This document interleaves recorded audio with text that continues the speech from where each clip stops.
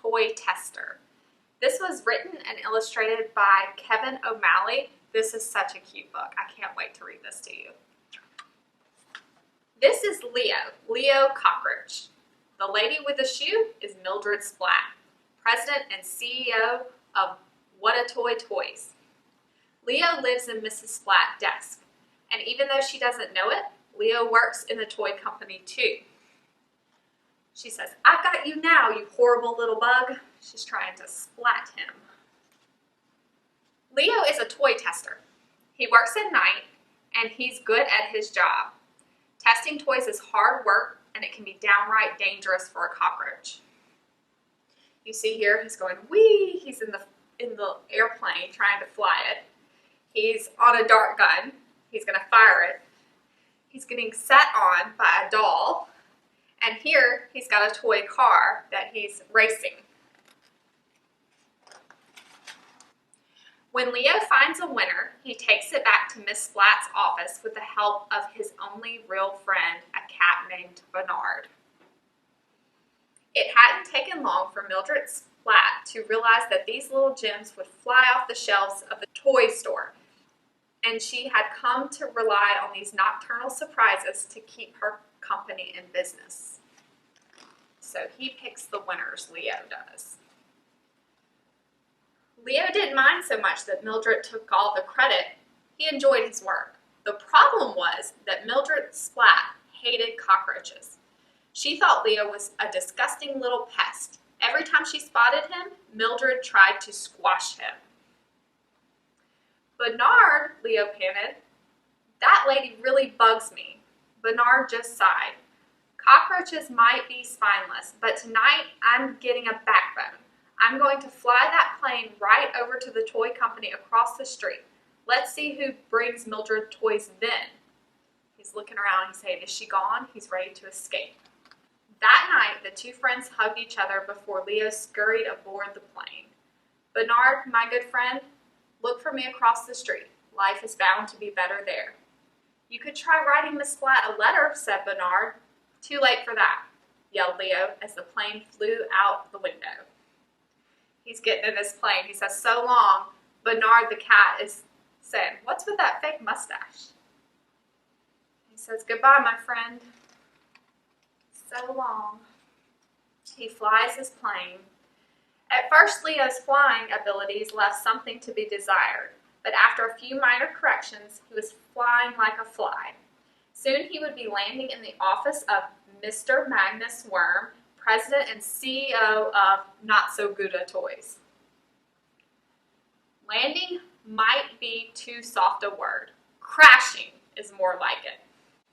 When he came to, Leo found himself in a furnished cage, front and center on the desk of the boss himself. Well, well, well, thought Leo, this isn't half bad. Mr. Worm seemed pleasant enough when he strode through the door. After introducing himself, Leo described how he had gotten to Mr. Worm's office. "Now," said Leo, "if you will open the door of my beautiful new home, I will begin testing your fine toys. I think it would be better if we brought the toys to you," Magnus Worm replied. "How marvelous," thought Leo. "Finally, I'm getting the respect I deserve. Let's get to work." Toys of all shapes and sizes were brought before him, and on every occasion, Leo was forced to tell Mr. Worm that his toys were junk. Not just unpleasant to play with, but unsafe as well. Mr. Magnus Worm was earwigging out. He has a pointy stick. That's some toy, right? This is a package, and on front of it, it says, "Chock full of chockable, fun, fun, fun, contains many small parts." You can see why that might be dangerous. Here's a yo-yo. It's a stringless yo-yo. His directions he wrote down were, unwrap yo-yo, place on flat surface, watch. How much fun does that sound? He's got a ride a rock. He's saying, giddy up, trying to ride his rock. And then here's another toy, baby boom, baby's first fireworks. That seems a little unsafe. He's in his house thinking, Bernard, Bernard, what have I done? Leo started to think that maybe he made a mistake. He really missed Bernard, and he wasn't even allowed out of his cage anymore. All he could do was look through the bars and rate the new toys. Thumbs up for good, thumbs down for bad. Unfortunately, Leo could never give anything a thumbs up. Mr. Magnus Worm was as angry as a swarm of bees. Things were looking bad for Leo, worse in a way than when he worked for Mildred Splat. Leo thought, if I could just get out of this cage, I'd head back across the street. Better to run from a shoe than live like a slave. As luck would have it, Mr. Worm placed a rocket on his desk for Leo's judgment. It was poorly made and badly painted, but it was Leo's only chance. Winging it, Leo made up a story about having to test fly the rocket before he could rate it. Surprisingly, Magnus Worm agreed. Here goes nothing. 10, 9, 8. At first, the rocket dipped, swooped, and flew upside down. Finally, Leo managed to point it in the right direction, towards the window. Ramming the throttle forward, the rocket raced through the window and into the blue sky. Halfway across the street, the engine stopped. Leo thought he was headed for the big Roach Motel in the sky. Pointing the nose of the rocket towards Mildred's window, Leo crossed all his legs and said a prayer. When he opened his eyes, the first thing he saw was his friend Bernard. Such joy, such happiness. Leo told Bernard about his life at Not So Good-a Toys, and Bernard told Leo about how Mildred Splat hadn't had a hit toy since Leo had left. She was bugging out. Well then, said Leo, I had best get my legs in gear. But I'm telling you right now, my good cat, it's not going to be like it was before. No more trying to stomp me or poison me or anything. I'm taking your advice. I'm going to write Mildred a letter. So he wrote her a letter. Let's see what it says. Miss Splat, my name is Leo. I am the cockroach you were trying to squash. I am also the fellow who is putting the really good toys on your desk. I have been away, but now I'm back. I understand that business has not been good since I left. If you stop trying to step on me, I will do my best to help you. I know you like your job as much as I like mine, so enough with the shoe already. Sort of fondly, Leo Cockroach. And things worked out for Leo, even better than he had expected. He got an award, Employee of the Year award, for Leo Cockroach, the Toy Tester. I hope this book inspires you. Go look around your house and see if there's any toys that you can play with that you can think of ways to improve them. And see if maybe you can come up with your own invention of a new toy that's better than what you have at home. We just read a book called Leo Cockroach Toy Tester. Leo did a great job of figuring out which toys worked well and which ones didn't. I challenged you to look around your house and figure out which toys you could improve to make even better. This is something that we do in science and engineering to solve problems. We look at things that exist and we try to improve them, or we try to come up with a whole new, brand new idea to solve a problem. We're going to look at a book now that's called Imaginative Inventions. This book was written by Sharice Harper, and she discusses ways that people solve problems, everyday problems, by coming up with new solutions. They invented something completely brand new. And so, have you ever wondered why a piggy bank is shaped like a pig or why chewing gum exists? Let's read this book and find out. Okay, let's learn about some imaginative inventions. The first invention we're going to talk about is potato chips.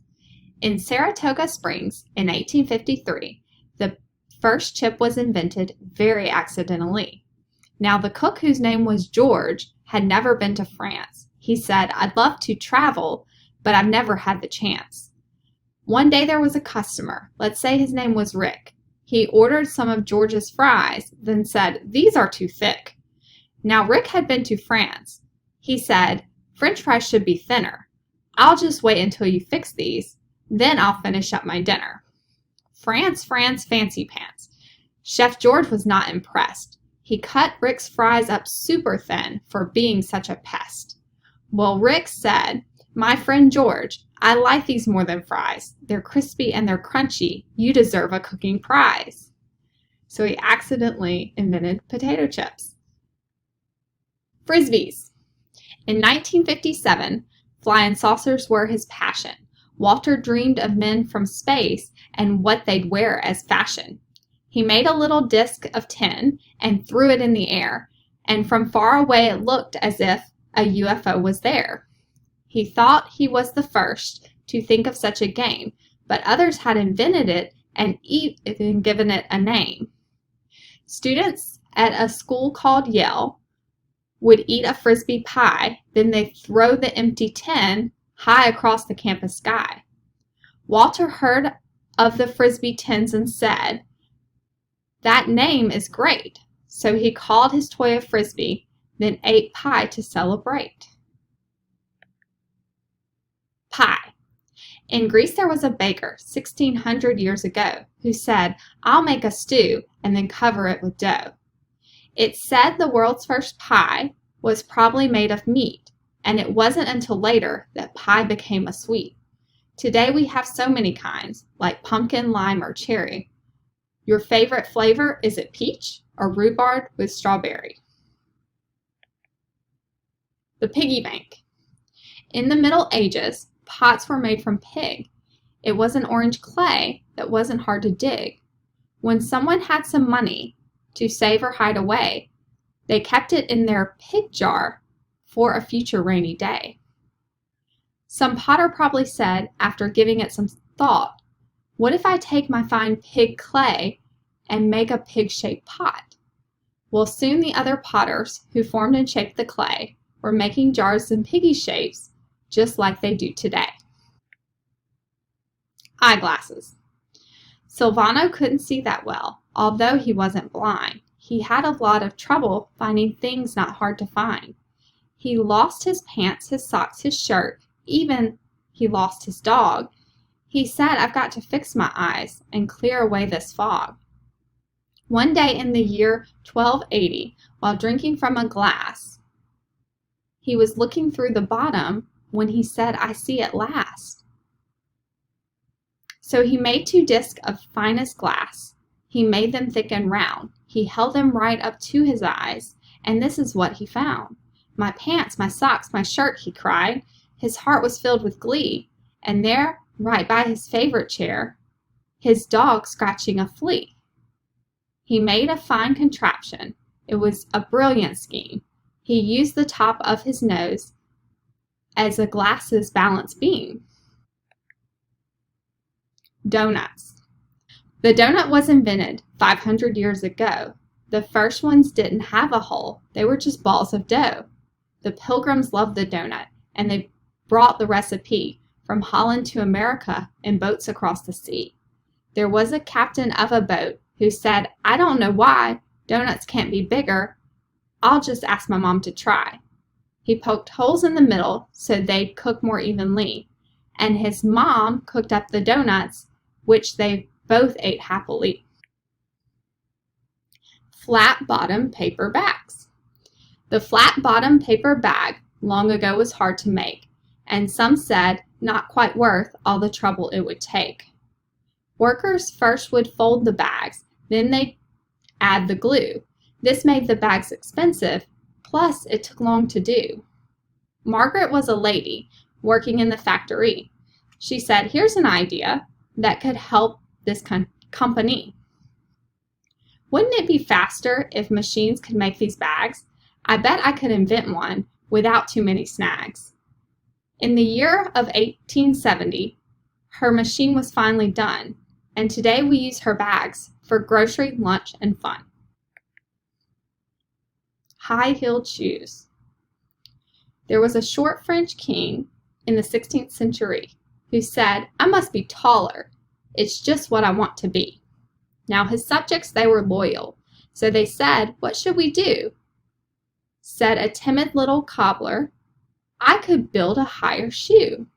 The king said, "These are great," and he marched around the court. He was taller than before and no longer feeling short. But it happened all too fast for poor Louis, the short king. By wearing high-heeled shoes, he begun a fashion thing. Now with everyone in heels, he no longer seemed that tall. So he had some new shoes made that would tower over all. It was then that he got angry, and he made a big decree saying, "No more high heels on a man, unless that man is me." Wheelbarrow. Back in the year 200, in China far away, lived a man who carried things most each and every day. Mr. Lang was his name, and his arms were very strong, but he worried that carrying would stretch them out too long. He carried for the army, he carried for his wife. He was a man who moved things. Transportation was his life. One day, while on a narrow path, he said, "That's it, I'm through. There's got to be a better way to do the things I do." He thought all through his dinner. He thought while in his bed. When he woke up, he was smiling because the plan was in his head. He sawed and banged all morning, and by lunchtime he was done. He made a handy wheelbarrow, and it was the world's first one. Chewing gum. There was a famous general who came from Mexico. His name was Santa Anna, and he won the Alamo. He moved to Staten Island. 1860 was the year, and he loved to chew a gummy sap that he said had no peer. One day he met a man who said, "Gee, that sap is neat. I'll change it into rubber, and it will be an easy feat." Even though he tried his best, the inventor had no luck, and he wondered what to do with all the sap left in his truck. He thought of Santa Anna and of how he liked to chew. So then he said, there must be others who would like to do it too. His Adams New York gum sold in 1871, and it only cost a penny and was loved by everyone. Roller skates. Joseph lived in Belgium in 1759. He loved to play his violin and practiced all the time. There was to be a party, a fancy fun affair. Joseph said, "I'll make an entrance so my friends will know I'm there." Since the party was on land, he knew ice skates wouldn't do, so he took his favorite footwear and put wheels under each shoe. The night of the big party, with wheeled skates upon his feet, Joseph glided in while playing, and the crowd said, "Oh, how sweet." But he hadn't practiced stopping, so he crashed into a wall, and his violin was broken because he smashed it in the fall. So this time it ended badly, but he didn't shed a tear. He said, "I'll just have to practice and then try again next year." Some inventions solve a problem, like glasses to help you see.